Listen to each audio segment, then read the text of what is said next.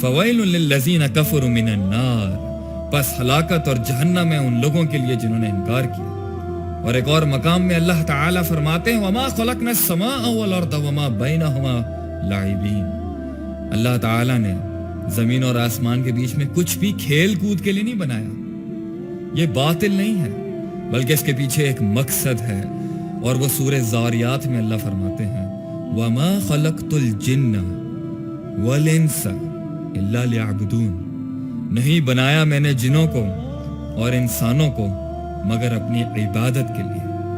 انسان اگر عبادت کو سمجھ جائے تو اپنے مقصد کو سمجھ جائے گا، کیونکہ اس دنیا میں انسان سے اللہ کو کچھ نہیں چاہیے۔ ما اريد منهم من رزق، اللہ کہتے ہیں مجھے رزق نہیں چاہیے تم سے۔ وما اريد ان يطعمون، نہ ہی میں چاہتا ہوں کہ تم مجھے کھانے کھلاؤ، میں تو تم سے وہ جو اختیار دیا نا میں نے تمہیں، جو تمہیں چوائس دی ہے میں نے، تم سے نیند کا سوال نہیں ہوگا، تم سے چھینک کا سوال نہیں ہوگا، تم سے اس کسی بھی چیز کا استعمال جو تم اپنی مرضی سے نہیں کر سکتے تھے، جس پہ تم مجبور تھے، اس کا سوال نہیں ہوگا، مگر جو تمہاری چوائس تھی، جو تمہارا اختیار تھا کہ تم ایک راستے کو چن سکتے تھے، ایک عمل کو چن سکتے تھے اور ایک کو ترک کر کے چھوڑ سکتے تھے، اس پہ ہم تم سے پوچھیں گے کہ بتاؤ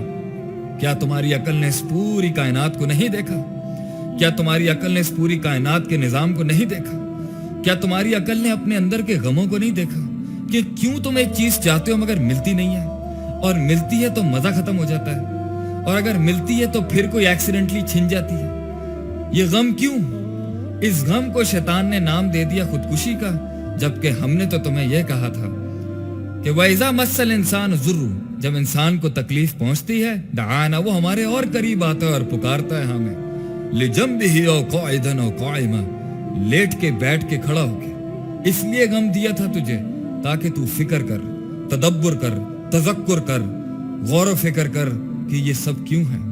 یہ سب مذاق ہے، یہ سب عبث ہے، یہ سب کھیل چل رہا ہے، یہ تماشا چل رہا ہے کہ انسان پیدا ہوتا ہے اور مرتا ہے۔ یہی تو کفار کہتے تھے نموت و نحیا، ہم مرتے ہیں اور زندہ ہوتے ہیں، وما یہلکنا الا الدہر، نہیں ہمیں ہلاک کرتی مگر وقت ہی۔ نہیں، عبادت ہے زندگی کا مقصد، اور عبادت کا مقصد کیا ہے؟ عبادت کی تعریف کیا ہے؟ بہت تعریف ہیں اس کی عربی لغت کے اندر، مگر عام فہم انسان کو سمجھانے کے لیے عبادت کسی ذات کو بڑا مانتے ہوئے، اس کو خالق، رازق، مالک، حاکم، ہر چیز پہ ٹوٹل کنٹرول رکھتے ہوئے، اس پہ یہ یقین اور عقیدہ رکھتے ہوئے کہ اس کے پاس علم ہے اس کائنات کو چلانے کے لیے اور مجھے، اور اس کے پاس حکمت ہے کہ وہ ہر کام کو احسن طریقے سے انجام دیتا ہے۔ اس کے آگے انسان اس سے محبت کرتے ہوئے، اس سے ڈرتے ہوئے، اس کے آگے تذلل اور جھک جائے، تذلل اختیار کرے، اپنے آپ کو اس کے آگے سبمٹ کرتے۔ یہ ہے عبادت۔ کس طرح؟ عمل کے ساتھ، سوتے اٹھتے چلتے بیٹھتے ہنستے کھیلتے کھاتے پیتے دکھ سکھ میں اللہ ہی اللہ، اللہ ہی یاد ہو۔ اور یہی اللہ نے کہا تھا وَاعْبُدْ رَبَّكَ حَتَّى يَأْتِيَكَ الْيَقِينُ، عبادت کرتا رہی میرے بندے، عبادت کرتا رہی جب تک کہ تجھے موت نہ آ جائے۔ ہار نہ مانی، شیطان چاروں کونوں سے آئے گا تجھے یہ بتانے کے لیے کہ تیری زندگی کا کوئی مقصد نہیں، اور شیطان نے کہا لَأَقْعُدَنَّ لَهُمْ صِرَاطَكَ الْمُسْتَقِيمَ، کہ اللہ کہ میں ضرور بالضرور بیٹھوں گا ان کے سیدھے رستوں میں،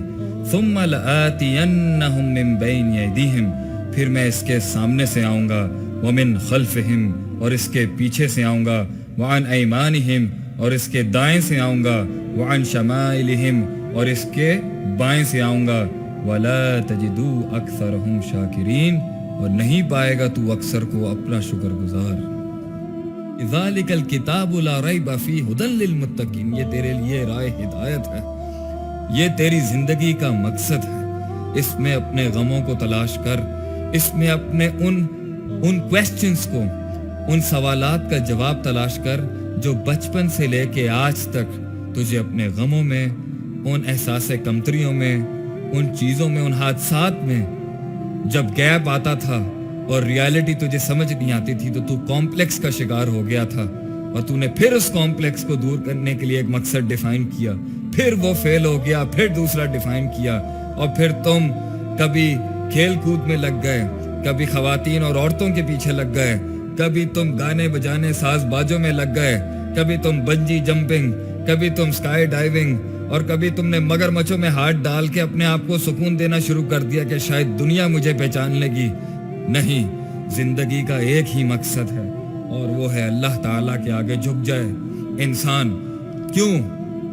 کیونکہ اللہ تعالیٰ اس دنیا میں نہیں، آخرت میں ہمیں سب کچھ دیں گے۔ آخرت میرے بھائی، میرے بہنوں، میرے دوستوں، مسلمانوں، آخرت ہے ہمارا مقصد۔ وہاں پہ ہر غم دور ہو جائے گا، جو چھن گیا مل جائے گا، جو نہیں ملا وہ مل جائے گا۔